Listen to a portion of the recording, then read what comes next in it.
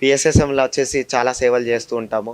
మరి ఈ కర్మలు చేసి ఉన్న దానికి అంటే కర్మ ఉందంటే ఉంది, లేదంటే లేదు. కానీ ఉందని నమ్మినప్పుడు ఆ కర్మ ఏమన్నా తొలగిపోతుంది అంటారా?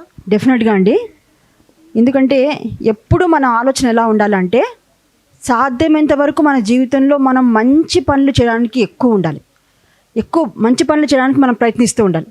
ఒక మంచి పని చేసేసి అబ్బా నేను ఒక మంచి పని చేశానని ఆపేయడం కాదు. ఎన్ని వేలైతే అన్ని మంచి పనులు చేసుకుంటూ వెళ్ళాలి. అది చాలా ముఖ్యం. కర్మ అంటే మనకి ఎలా ఉంటుందంటే నాకెందుకో దుఃఖం ఉంటుంది, బాధ ఉంటుంది అని ఎప్పుడు అంటుంటాం మనం. అన్నీ ఉంటాయి మన దగ్గర, చక్కగా డబ్బులు ఉంటాయి, బిల్డింగ్ ఉంటుంది, అన్ని రకాలుగా మనకి సౌకర్యాలు ఉంటాయి. కానీ లోపల ఏదో మనకు బాధ ఉంటుంది, దుఃఖం ఉంటుంది. మేబీ మనకి కావచ్చు గత జన్మ మన కర్మలు కావచ్చు. సో ఇవన్నీ ఎలా పోతాయి? మనము హ్యాండ్ వాష్ చేసుకుంటాము, హ్యాండ్ వాష్ చేసుకుని శుభ్రం అయిపోతుంది. మన కర్మలు అట్లా శుభ్రం అయిపోతాయా? అంత ఈజీనా కర్మలు శుభ్రం కావడం? ఒక ధ్యాన మార్గం ద్వారానే, ధ్యానం పనులు చేయడం ద్వారానే, ధ్యాన సేవ చేయడం ద్వారానే మనం మన లోపల ఏదైనా పాస్ట్ లైఫ్లో చేసిన కర్మ అంతా కూడా మనకి బయటికి పోవడానికి అది చక్కటి మార్గం. గట్టిగా క్లాప్స్ కొట్టాలి. ఇంకా వేరే ఏమైనా మార్గం ఉందంటారా? చెప్పండి, ఏమైనా మార్గం ఉందా? వెహికల్ క్లీన్ చేసుకుంటాం, శుభ్రం అయిపోతుంది. టీత్ క్లీన్ చేసుకుంటాము, మన చక్కగా మన బాడీ క్లీన్ చేసుకుంటాము. మన దీన్ని దగ్ధం చేసుకోవాలంటే, కర్మ దగ్ధం చేసుకోవాలంటే ఏంటండి మార్గం? ఇంకా చెప్పండి.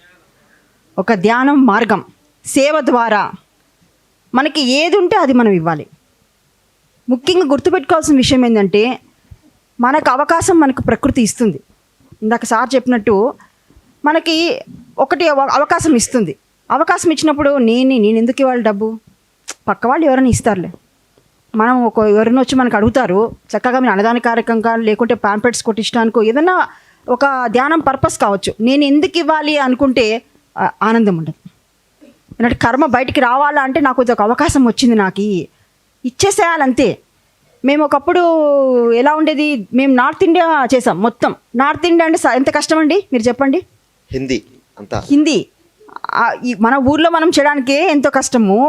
నార్త్ ఇండియా వెళ్ళి చేయాలంటే మీరు ఆలోచించండి. అప్పుడు అన్నీ కూడా మేము గోల్డ్ లోన్స్ పెట్టడం, అంటే నేను ఎగ్జాంపుల్ చెప్తున్నాను. మనకి ఎంత ఇవ్వాలో అంత మనం ఇవ్వాలి.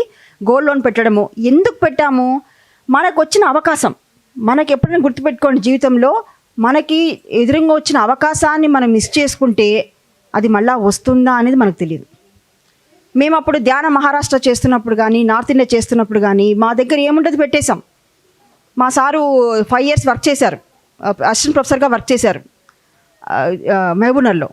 మనకు వస్తుంది కదా, జాబ్ అయిపోయినాక మనము పిఎఫ్ అమౌంట్స్ అన్నీ వస్తాయి కదా, ఒక కారు కొనేసాం. ఎందుకంటే మనం నార్త్ ఇండియా తిరగాలి అంటే షిరిడి తిరగాలి, మొత్తం షిరిడిలో ధ్యానమగ్నమైంది 2006లో, అంటే ధ్యాన మహారాష్ట్ర అనమాట.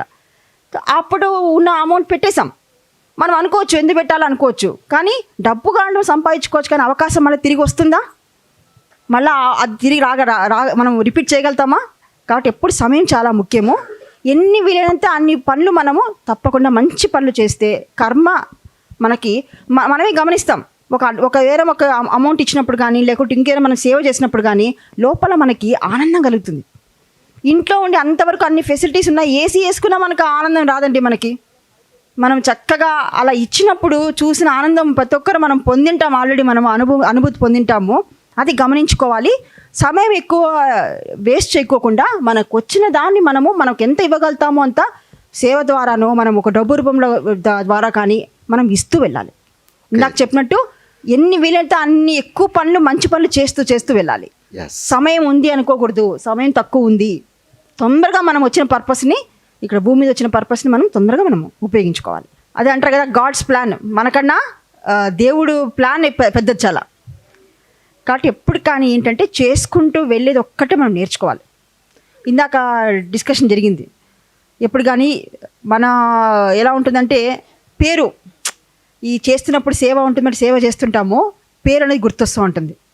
నేను ఇంత పని చేశాను, మరి నన్ను ఎవరు గుర్తించట్లేదు, మరి నేను ఇంత డబ్బులు ఇచ్చానే అని మనకి లోపల ఆలోచన వస్తూ ఉంటుంది.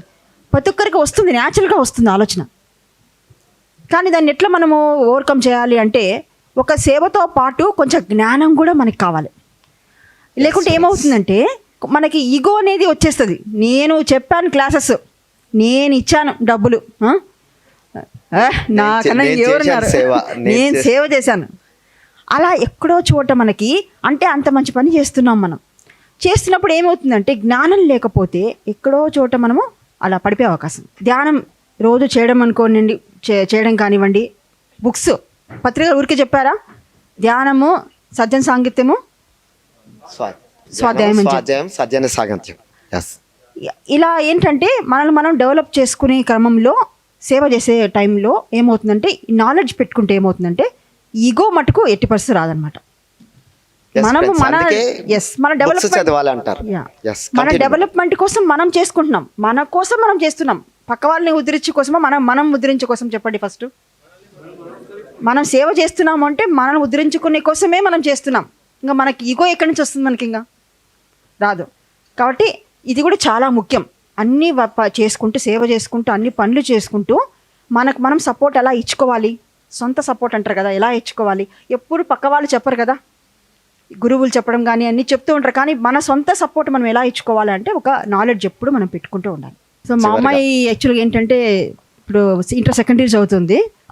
నీది ఏంటి అంటే నేను పెద్దయ్యాక నేను అనిమల్స్కి సర్వ్ చేస్తానమ్మా అని చెప్పింది అనమాట. సో మనం అందరికీ మనం చేస్తుంటాము, ఎంతో శాకాహారం గురించి మాట్లాడుతున్నాం, అన్నీ చేస్తున్నాము. తన పర్పస్ ఏంటంటే నేను అనిమల్స్కి సర్వ్ చేస్తాను. నేను ఏ చేసినా కూడా, జాబ్ చేసినా కూడా నా వచ్చిన అమౌంట్తో తనకి చిన్నప్పటి నుంచి కూడా చాలా జంతు ప్రియులు అంటారు కదా, చాలా శాకాహారం గురించి కూడా చాలా చెప్తూ ఉంటుంది. సో అలా చేస్తా అని చెప్పి అనింది అనమాట. సో నాకు చాలా హ్యాపీ అనిపించింది. సో ఎవ్రీ ఇయర్ కూడా మేము ఇక్కడ ధ్యానమాగ్నంలో సార్ రాసిన బుక్స్ మేము ఎవ్రీ ఇయర్ పంచుతూ ఉంటాం అందరికి ఫ్రీగా. సో ఇవన్నీ కూడా సేవే. కొన్ని వేల పుస్తకాలు మేము పంచుంటాం, బుక్స్ అన్నీ కూడా మన ధ్యానమాగ్నంలో. సో ఎవరికి వారు ఇది ఎట్లా అంటే చెప్తే వచ్చేది కాదు, ఎవరికి వారు సేవ అనేది మనకి విషయం తెలుస్తుంటుంది. కానీ సేవ చేసినప్పుడే దాని ఒక ఆనందం మనం పొందగలుగుతాం.